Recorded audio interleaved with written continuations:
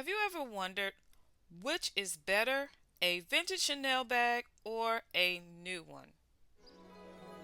Welcome to the Handbag Heaven. Today we are going to compare some of the most popular vintage and new bags. Look, I've been a fan of luxury bags for so many years that most of the bags that we call vintage today weren't actually vintage back in the day when I first got into luxury bags. But when new bags are released, I find myself comparing them to the vintage bags. Some people say that vintage is better because of the quality. I've heard others say that it's better because it's more affordable. I use my why buy criteria to make the decision of which to purchase, but in a lot of cases, I'm still shocked at my decisions. In this video, I will be comparing the vintage and new bags from brands like Chanel, Dior, Louis Vuitton, Gucci, and Hermes. So we're going into my closet, which is also what I call my handbag heaven, to take a look at my vintage collection. I have 10 bags that I will be revealing in this video. Number one is the Chanel double flap. For me, this bag design is a staple. It's a classic design. How do I know? Not just because of the quilted design, but the fact that the bag was first released in 1955 and is still popular today. It's undergone some design changes, but it's still a classic design bag and serve as inspiration for many other bags. But when it comes to choosing between vintage and new, today for me it's about the quality and the cost of the bag. Simply put, in my opinion, quality has gone down and the price of this bag has steadily increased. That made the vintage Chanel double flap a better choice for me. The downside of purchasing a vintage Chanel is the epidemic of fakes that have flooded the market over the years. Now with the recent court cases, with Chanel introducing a new category of non-authentic bags, it's even harder for those who are looking for the real deal. Check out my video review of the Chanel case against What Goes Around Comes Around. Honestly, authenticity is an issue, but not just for Chanel, for all brands. The way I get around that is I purchase from reputable sellers and or marketplaces that have consumer protections that enforce the laws, because no matter how you feel about the cost or the quality, fake bags are against the law. The other con is finding a vintage bag that is in good condition. If you've seen my videos on my pre-loved bags, you know that I do purchase bags that are well loved with the intention to restore them. I have a few restoration videos on my channel if you are interested. I actually enjoy restoring bags more than I like buying new ones. But for those who do not, just know that you may have to have a little patience when trying to find a vintage bag in good or great condition. And if you're looking for perfect condition, just know that it may cost just as much as a new bag. Number two is another Chanel bag. This bag, I don't even know the real name for it, but it's called the Chanel Kelly bag. The Chanel released the Party Kelly bag last year, and I did a comparison of the Chanel vintage bags to the new bags, so make sure you check that out. I have been a longtime fan of the vintage Kelly bag, so when the re-release was announced, I was excited. But when I saw the size along with the price, my excitement went away. I know that mini and micro bags are in, but I have to draw the line somewhere. I like that mini and micro bags that can be like charms for your larger bags, but for a main bag, I at least need to fit my cell phone. With some of the vintage bags, you will find that it's not about the cost, because the cost of a vintage Party Kelly skyrocketed after the new release. I chose the vintage Kelly because I really like the color and the size. Not to mention, the bag also was the inspiration for some of my designs in my own collection that I will be releasing this fall. If you follow me on IG, you will see how I style this beauty. It fits right into my lifestyle. Number 3 is the Lady Dior bag.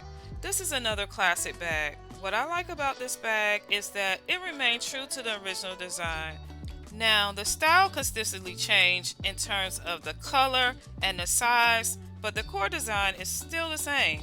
For me, it didn't matter if I chose the vintage version or the new version of this bag when it comes to design. It's all about the color, size, and cost. When it comes to the cost, the bag is much less on the pre-love market.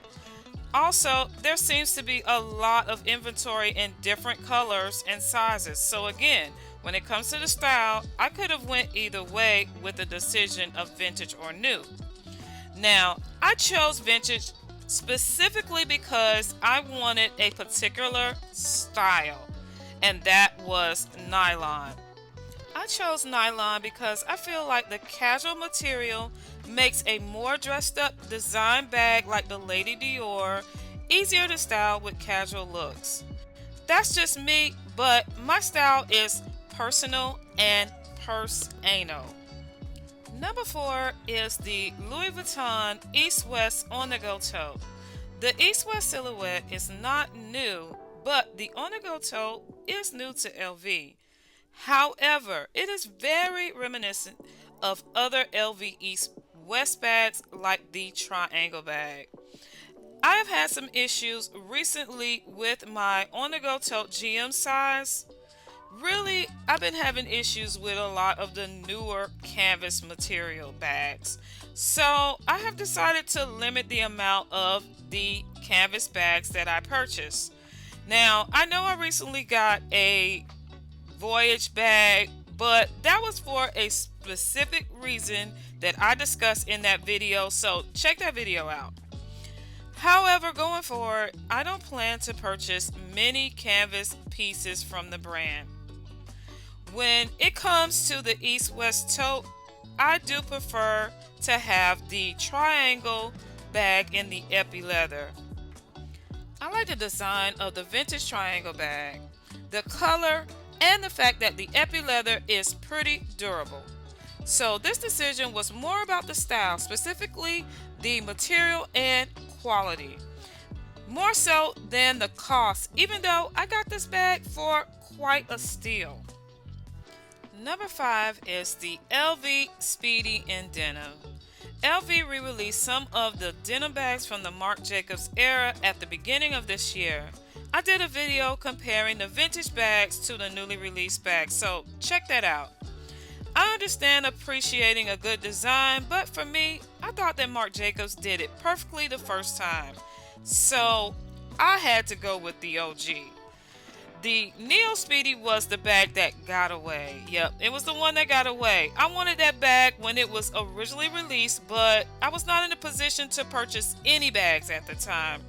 Other priorities. So I missed out. But I was able to get my hands on this before the price went up on the pre-love market. With the denim on denim trend still popping up on the runway, I knew that denim bags were the next thing. So I pushed this bag to the top of my buy list and I found this one in good condition. Number 6 is the LV Cans bag. The new mini cans was recently released in monogram. But for me, I had made up my mind a long time ago that I was not going to invest a lot of money in another vanity style bag after my multiple mistakes with Chanel. That's another conversation for another video. So this decision was mostly about best value, specifically the cost. Smaller bag for more money just isn't attractive to me, and I don't care how cute it is. But if you look at the design, I do have to admit that the vintage has one big con. It does not have a strap, whereas the new version does include a strap. But for me, that wasn't enough to change my mind. The vintage can bags are almost free on the pre-love market, and last time I was looking, there was a lot. Number 7 is the sack plaque. I actually purchased the sack plaque in the petite size back, it was about 2 years ago. It was in that sunrise color. I mean, it was in one of my favorite colors, so I thought I had to have it. But for me, it was one of my biggest regrets, so I ended up selling it. It was so small that I could have used it as a charm for my vintage sack plaque bag, and it was just too expensive to use as a charm. I prefer the vintage sack plaque over the new because of the cost. You can get one in good condition for almost free on the pre-love market, okay? But when it comes to the style, I would say that LV corrected an issue that they had with the vintage sack plaque, which is the interior. So the interior that is in the older version gets sticky and start to peel away. However, with the new versions, they use more of a cloth material, so they don't have that issue anymore. But I'm fine with using an insert in my vintage version. Now, I can always replace the interior of my vintage version with like a cloth material. Now, LV, they won't do it. And look, I asked, but they said that they will only restore to the original design. They will not like do anything different to it. So, I mean, it didn't hurt to ask. Number 8 is the Hermes Herbag. So the overall design of the Herbag is still the same, but they added a back pocket to their newer bags called the 31 zip. And for me, that was a game changer. Now, however, the vintage version was like getting two bags in one. So I got like a backpack and a bag. So it was kind of a hard decision. But really, it wasn't because I ended up getting both bags. Do I regret purchasing the Hermes Herbag 31 zip? Check out my video to find out. That's all of the vintage bags, but this video would not be completed without including my vintage clutches. So keep watching. Number 9 is the Gucci Horsebit Clutch. This clutch was reimagined and re-released last year in 2023. This was another bag that got away. In fact, I actually purchased the dupe that was made by XOXO back in the day. I wish I had purchased the original Gucci clutch when it was released, but I didn't, and it was still on my wish list decades later. When I found out about the re-release, I pushed it to the top of my list. But it was too late because the prices on the pre-love market had skyrocketed. I liked the new version, but it just wasn't enough for me to want to spend that much money. I was patient and I found the floral one for a great deal on the pre-love market. I included this in my recent video on my clutch collection, so make sure you check it out. Finally, number 10 is the Hermes clutch. This Hermes clutch, in my opinion, is very versatile and it's been around for years. But this clutch really was never on my radar until 1 year ago when I was working on my designs. I designed a piece that could be converted from day to night and wanted accessories that could also make that transition. When I was watching one of my favorite YouTube influencer videos, Tamara, she was showing footage of her and her friends at a fashion event, and one of the ladies had this pink clutch. Then it just hit me like a ton of bricks. So I started looking for this clutch everywhere, and then I started looking to see what color I wanted before I was going to reach out to my SA. But I started noticing that there weren't any new clutches in the larger size showing up online. So then I realized that the larger size was vintage. And I really wanted the vintage version of this clutch. I did not want the smaller clutch. So I found a few on the pre-love market, but when I saw this Rouge H color, I knew it would be perfect for my design. Now this clutch was in need of some TLC. Check out my video to see how I restored this clutch. There are many reasons to purchase vintage as well as new. It just depends on your preferences. Some of my decisions were based on design, some on quality, some were simply about the cost. Hopefully this video provided some insight that will help you in your decision making. If you found this video helpful, don't forget to give it a thumbs up.